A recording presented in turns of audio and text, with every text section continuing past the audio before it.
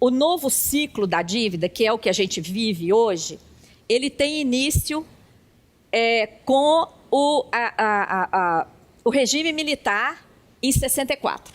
Tá. A dívida era praticamente nula, tanto a interna quanto a externa. Tá.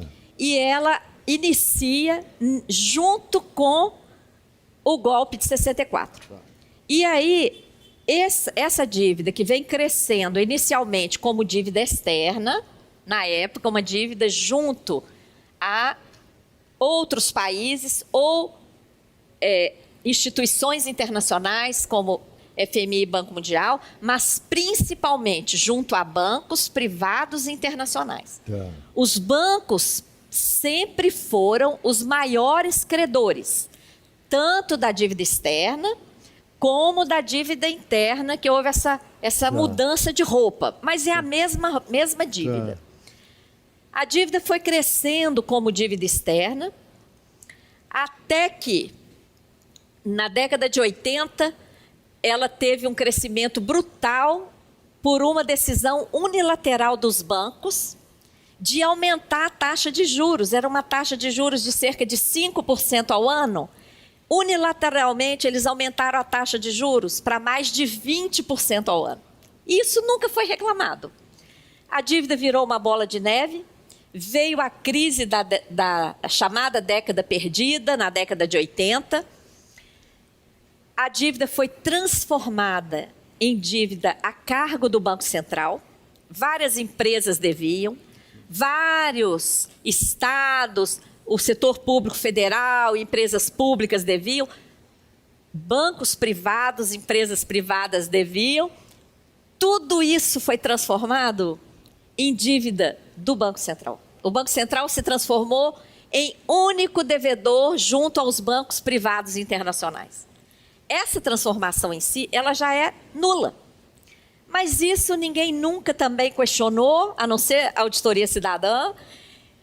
Essa dívida transformada nesses acordos continuou sendo paga, onerosíssima.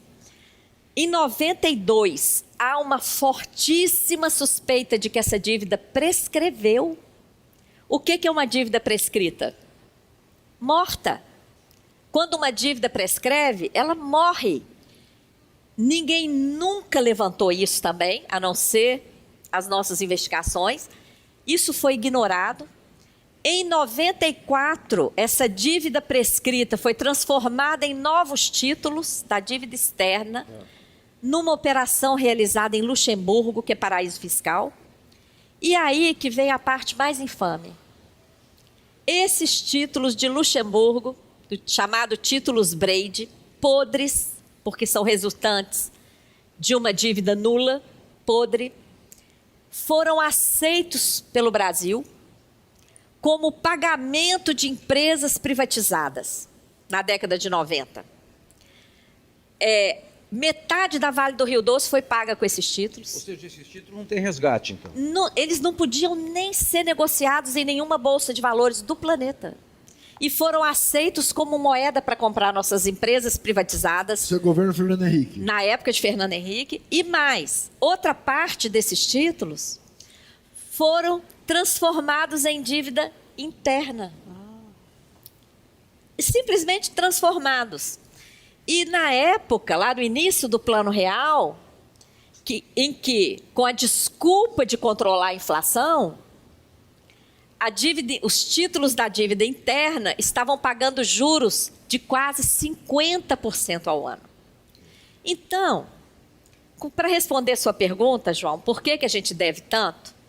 Porque não se faz auditoria dessa dívida, não há transparência, não se investiga. E o mercado financeiro foi muito esperto de escolher a dívida para ser o veículo do roubo de recursos.